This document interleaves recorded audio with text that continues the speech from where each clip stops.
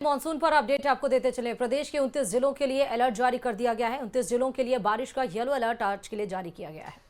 कल से नया सिस्टम देखिए एक्टिव हो रहा है, इसकी संभावनाएं जताई जा रही। कल से प्रदेश में बारिश की गतिविधियां और ज्यादा बढ़ सकती हैं। और इस वक्त पूर्वी राजस्थान की बात करें तो भारी बारिश का सामना पूर्वी राजस्थान में लोगों को करना पड़ रहा है। और 29 जिलों के लिए बारिश का येलो अलर्ट मौसम विभाग की तरफ से जारी किया गया।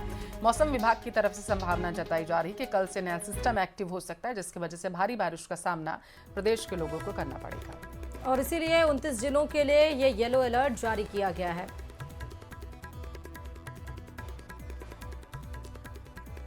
हालांकि वैसे भी बताया गया था कि 30 तारीख से लेकर 5 जुलाई तक अति भारी बारिश हो सकती है। और इसी के लिए 29 जिलों के लिए, क्योंकि नया सिस्टम अपडेट होने की संभावना यहाँ पर एक्टिवेट होने की संभावना यहाँ पर जताई जा रही है। और इसीलिए प्रदेश में बारिश की गतिविधियाँ भी साथ साथ बढ़ेंगी। एहतियातन के तौर पर 29 जिलों के लिए येलो अलर्ट मौसम विभाग की तरफ से जारी किया गया है।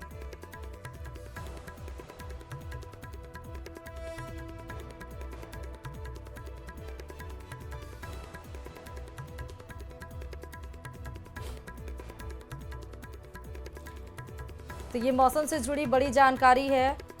आप अपने घर से निकलें किसी भी काम के लिए तो मौसम से जुड़ी जानकारी ज़रूर ले लें कि आपके ज़िले में क्या हाल रहने वाला है। हालांकि 29 ज़िले ऐसे हैं जहां पर येलो अलर्ट मौसम विभाग की तरफ से जारी किया गया है, क्योंकि नया सिस्टम एक्टिवेट होने वाला है। इसी के तहत ही कल से ये नया सिस्टम एक्टिवेट होने की संभावना जताई जा रही है। और इसीलिए बारिश की गतिविधियाँ भी कल से प्रदेश में बढ़ जाएंगी, जिसके लिए 29 जिलों के लिए येलो अलर्ट जारी है। भरतपुर जिले में बारिश का दौर देर रात से हो रही है और झमाझम बारिश, ऐसी जानकारी निकलकर सामने है। बारिश के बाद कई इलाकों की बिजली गुल रही है। बयाना, रूपवास, वैर, भुसावर, नदबई में भी बारिश हुई है। अच्छी बारिश होने से किसानों के चेहरे खिल गए हैं। फिलहाल भरतपुर जिले में बारिश का दौर जारी है। बारिश के बाद कई इलाकों की बिजली जरूर गुल हुई, जैसे कि बयाना, रूपवास, उसके बाद आपको बताएं भुसावर, वैर, नदबई में भारी बारिश हुई। बारिश की वजह से आम लोगों को तो परेशानी हो रही है, अगर जहां जहां पर जल निकासी की व्यवस्था नहीं है वहां पर। लेकिन ये बारिश किसानों के चेहरों पर खुशहाली लेकर आई है, क्योंकि धान बुआई का समय आ गया है। जितना पानी खेतों में रहेगा, धान की फसल उतनी ही ज़्यादा अच्छी होगी। इसलिए ये अच्छी बारिश किसानों के लिए काफ़ी ज़्यादा महत्वपूर्ण और लाभदायक है।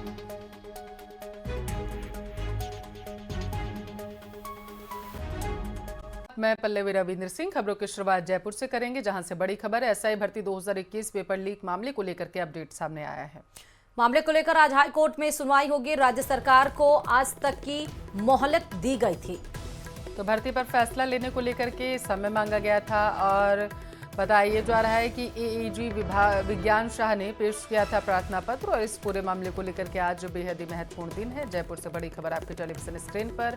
राज्य सरकार को आज तक की मोहलत मिली थी और आज महत्वपूर्ण फैसला आ सकता है, जिसका सभी को इंतजार है। भर्ती पर फैसला लेने के लिए ये समय मांगा गया था। विज्ञान शाह ने पेश किया था प्रार्थना पत्र और इसके बाद से एसआई भर्ती 2021 पेपर लीक मामले में अपडेट क्या आने वाला है, इस पर सभी की आज नजरें टिकी हुई है। 26 मई को आखिरी सुनवाई हुई थी, जब सरकार को इस मुद्दे पर अपना फैसला सुनाना था, भर्ती रद्द होगी या नहीं होगी। लेकिन सरकार की तरफ से समय मांगा गया, आज तक का समय दिया गया था, जिसपे सियासत भी खूब जारी हुई थी। लेकिन आज देख रहा होगा कि सरकार का क्या फैसला होता है, भर्ती रहेगी या फिर नहीं रहेगी। और उसके बाद फिर हम देखेंगे कि हाईकोर्ट इस पर क्या फैसला देता है। फिलहाल विज्ञान शाह ने प्रार्थना पत्र पेश किया था और उनको एक्सेप्ट भी किया गया था। और तमाम जो कारण बताए गए थे एसआई भर्ती 2021 के पेपर लीक में कि क्यों 26 मई को सरकार की तरफ से इस मुद्दे पर जवाब नहीं दाखिल किया गया।